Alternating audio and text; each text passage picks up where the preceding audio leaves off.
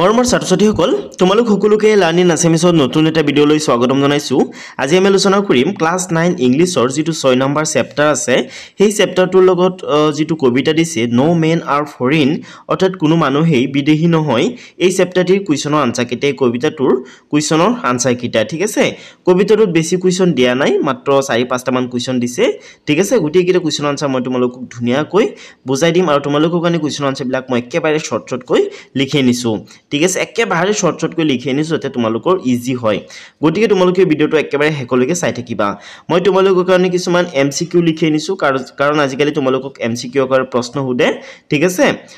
6-7টা মান এমসিকিউ লিখি নিছো আৰু কিছুমান অতিৰিক্ত প্ৰশ্নটো লিখি নিছো ঠিক আছে, যাতে পাঠৰ ভিতৰৰ পৰা তোমালোকক যদি কোনো প্ৰশ্ন সুধে তেতিয়া হলে যাতে সেই প্ৰশ্নবিলাকৰ উত্তৰ তোমালোকে লিখিব পাৰা ঠিক আছে। গতিকে তোমালোকে ভিডিঅটো হেকলৈকে চাই থাকিবা, ভিডিঅটো বেছি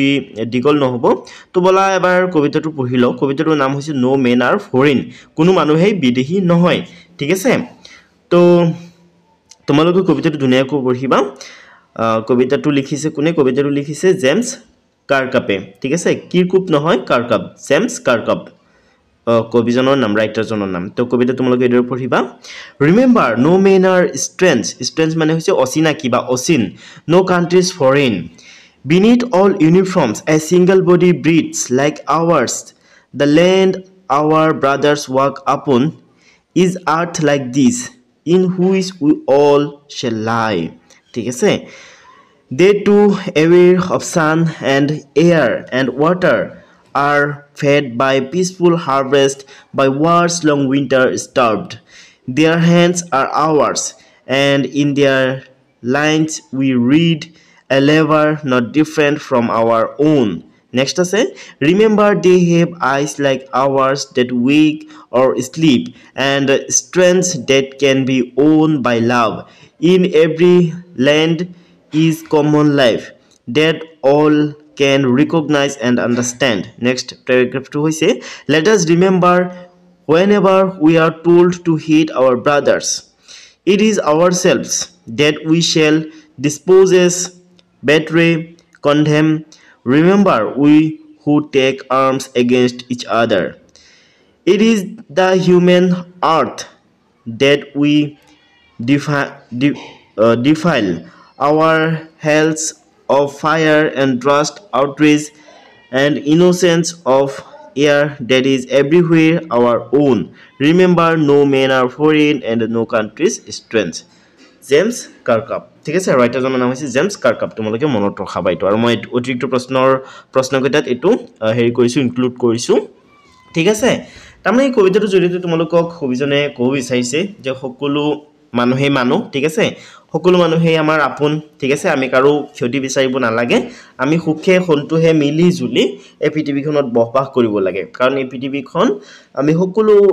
মানুহৰ কাৰণে ঠিক আছে, সকলো মানুহৰ কাৰণে এই পৃথিৱীখন ঠিক আছে। পৃথিৱীৰ সকলো মানুহে সূৰ্যৰ পোহৰ লয়, পৃথিৱীৰ সকলো মানুহেই বায়ুত উশাহ লয় ঠিক আছে, পৃথিৱীৰ সকলো মানুহেই পিয়াহ লাগিলে পানী পিয়ে ঠিক আছে। গতিকে all the humans R same, সকলো মানুহ একেই হয় অ'কে। তো আমি কাৰো প্ৰতি হিংসা নিন্দা এইবিলাক ভাৱ ৰাখিব নালাগে অ'কে ষ্টুডেণ্টছ। তো তাৰপিছত কিছুমান শব্দাৰ্থ আছে হেৰি চাবা কবিতাটোত, সেইবিলাক লিখি আমি মুখস্থ কৰি পেলাবা, লিখিব নালাগে, তাৰ পৰাই বহি মুখস্থ কৰি পেলাব পাৰা ঠিক আছে। এতিয়া বলা আমি কুৱেশ্যনৰ আনসাৰবিলাক ডিছকাছ কৰা আৰম্ভ কৰোঁ।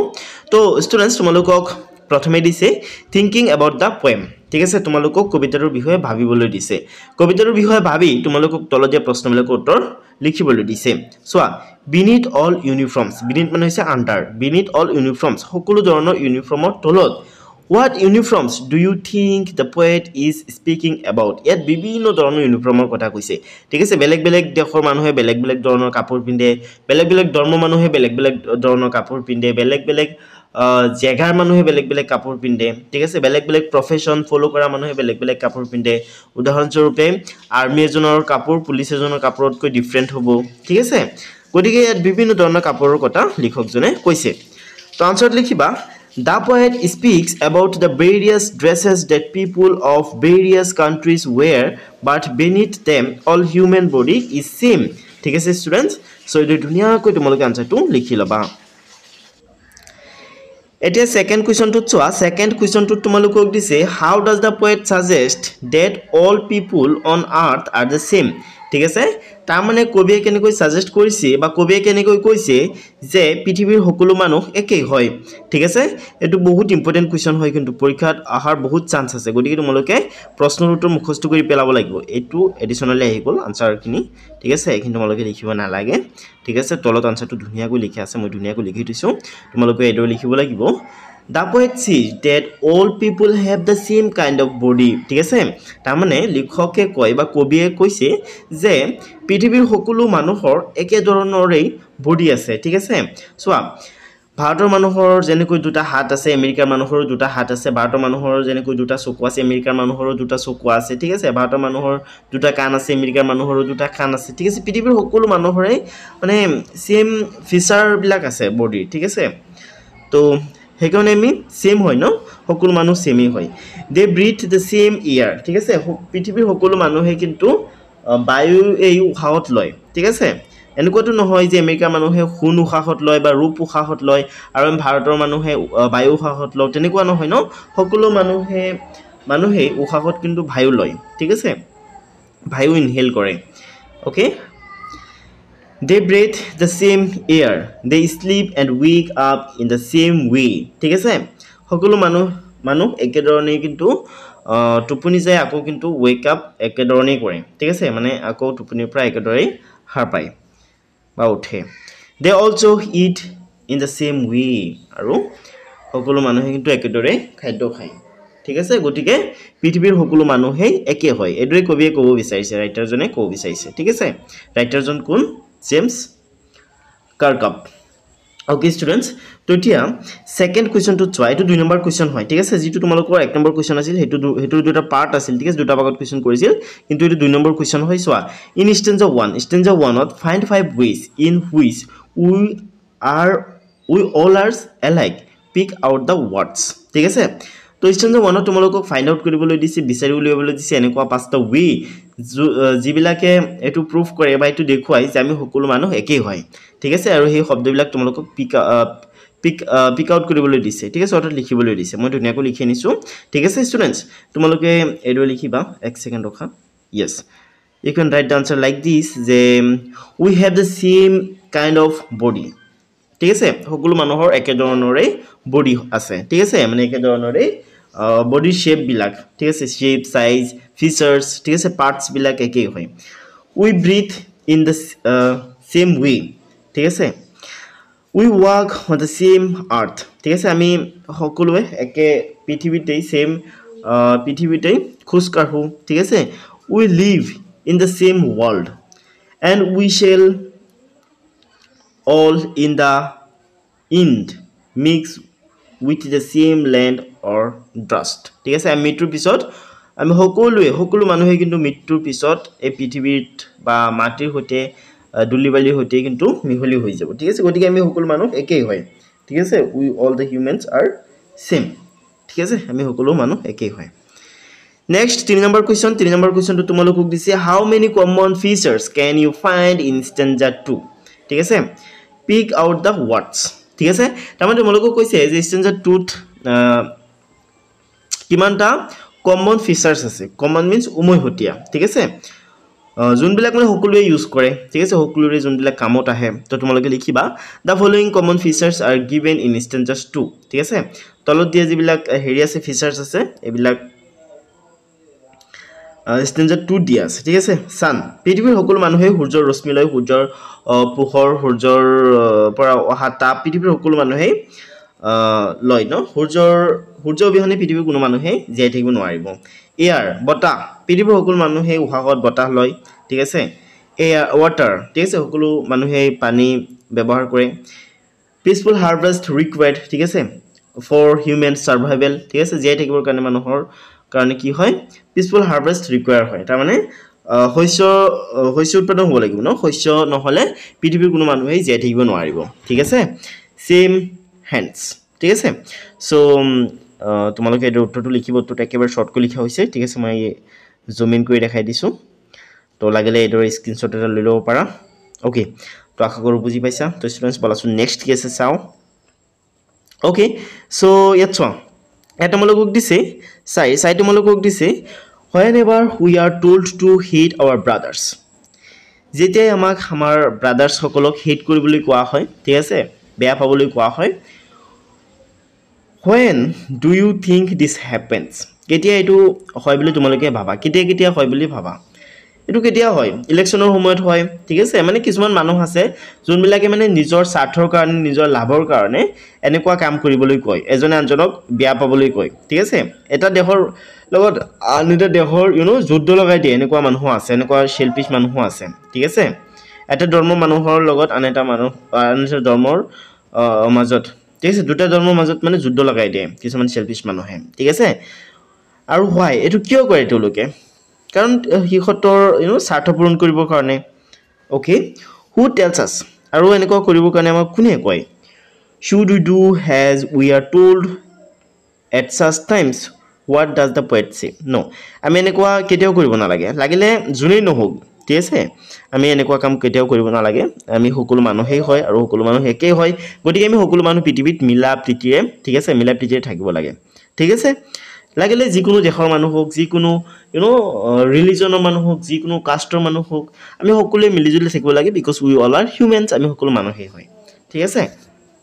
okay so you can write the answer like this তোমালোকে আনসারটো এতিয়া লিখিব পাৰা যে this happens usually at the time of election because some corrupt politicians want violence for their own benefit no we should not do this আমি এনেকুৱা কৰিব নালাগে ঠিক আছে the poet says no matter how many communities castes countries we have but we all are same we all are brothers ঠিক আছে এটো ধুনিয়াকৈ তোমালোকে আনসারটো লিখি পালাবা একেবাৰে বহুত ধুনিয়া এটা আনসাৰ হয় ঠিক আছে কুৱেশ্যনটোৱে তোমালোকৰ পৰা যেনেকুৱা কুৱেশ্যনটোৱে তোমালোকৰ পৰা যেটো আনসাৰ এক্সপেক্ট কৰিছে তেনেকুৱা আনসাৰই হয় এটো ঠিক আছে গতিকে ধুনিয়াকৈ লিখি লোৱা এতিয়া তোমালোকে কিছুমান এডিশনাল কুৱেশ্যন আৰু হেবিলাকৰ আনসাৰ পাবা কিছুমান অতিৰিক্ত প্ৰশ্ন আৰু হেবিলাক উত্তৰ পাবা যিবিলাক মানে পাঠৰ পৰা লোৱা হৈছে পাঠৰ ভিতৰৰ পৰা ঠিক আছে তো চোৱা ফাৰ্স্ট কুৱেশ্যনটো হৈছে যে হু root the poem no men R foreign নামৰ কবিতাটো কোনে লিখিছে কবিতাটো লিখক কোন সো তোমালোকে আনসাৰ লিখিবা James Kirkup wrote the poem এটো কবিতা লিখিছে কোনে জেমস কাৰ্কাপে ঠিক আছে what does the poet want us to remember কবি আমাক কি মনত ৰাখিবলৈ কৈছে তো আনসাৰ লিখিবা the poet wants us to remember that all people are the same and no country is foreign ঠিক আছে সকলো মানুহ একে হয় আৰু কোনো দেহে বিদেশ নহয় ঠিক আছে মানে কোনো দেহে বিদেশ নহয় এটো কাৰণে কৈছে কাৰণ এটোটো মংগল গ্ৰহৰ কোনো হেই নহয় ন এই দেহটো মংগল গ্ৰহটো নাই পৃথিৱীতে আছে ঠিক আছে আৰু আমি পৃথিৱীৰ বাহিন্দা হয়নে গতিকে all the countries are our own countries ঠিক আছে আমাৰ নিজৰ দেশ বুলি ক'ব পাৰা কাৰণ পৃথিৱীতে আছে ন সো হেতু কাৰণে কোনো দেহে বিদেশ নহয় ওকে 3 নম্বৰ তোমালোকক দিছে যে what lies beneath all uniforms according to the poet answer লিখিবা beneath all uniforms ঠিক আছে সকলো ইউনিফৰ্মৰ তলত the same human body breathes ঠিক আছে একে ধৰণৰ মানৱ দেহ হয় কিন্তু উশাহ লৈ থাকে ঠিক আছে how can strength be own ঠিক আছে strength মানে হৈছে শক্তি আমি শক্তি কেনেকৈ জয় কৰিব পাৰি প্ৰেমেৰে মৰমেৰে ঠিক আছে চেনেহেৰে আমি শক্তি জয় কৰিব পাৰি strength can be owned by love ঠিক আছে নেক্সট আছে what happens when we hate others ঠিক আছে আমি যেতিয়া বেলেগক বেয়া পাও তেতিয়া কি হয় বেসিক্যালি আমি যেতিয়া বেলেগক বেয়া পাও বেলেগক যদি যুদ্ধ বিগ্ৰহ কৰো কাজিয়া কৰো তেতিয়া আমাৰ নিজৰে ক্ষতি হয় ঠিক আছে এতিয়া যদি দৈলোৱা ভাৰতৰ সৈতে পাকিস্তানৰ যুদ্ধ হয় আৰু আমি পাকিস্তানত পাৰমাণবিক পেলাই দিও তেতিয়ালে পাকিস্তানে আমাৰ পেলাবো বা যদি পাকিস্তানে আমাৰ ওপৰত নেপেলাও তথাপিও পাকিস্তানৰ যেতিয়া পৰিবেশ বেয়া হ'ব যেতিয়া যেতিয়া এয়াৰ পলিউটেড হ'ব তেতিয়া গুটি পৃথিৱীৰ কাৰণে গ্লোবাল ওয়াৰ্মিং বাঢ়িব ইনডাইৰেক্টলি আমাৰ ওপৰতে নেগেটিভ ইফেক্ট পৰিব দ্যাটস ওয়াই বেলেগৰ ক্ষতি হলেও পৃথিৱীৰ যিকোনো মানুহৰ ক্ষতি হলে যিকোনো জায়গাৰ ক্ষতি হলে ইনডাইৰেক্টলি আমাৰো ক্ষতি হৈ যায় ঠিক আছে সো আনসার লিখিবা when we hate others we harm and betray ourselves ঠিক আছে আৰু বেছি কোৱেশ্চনস নাই অপেক্ষা কৰি থাকা আৰু এইবিলাক কিন্তু বহুত ইম্পৰ্টেন্ট কোৱেশ্চন হয় ঠিক আছে গতিকে তোমালোকে এইবিলাক লিখি লবা আৰু কোৱেশ্চন বিলাকৰ আনসাৰ বুজি পালে তোমালোকে মানে কবিতাটো ডিপলি বুজিব পাৰিবা ঠিক আছে What gets polluted when people fight wars? ঠিক আছে যেতিয়া war হয় যুদ্ধ হয় তেতিয়া কি পলিউট হয় the earth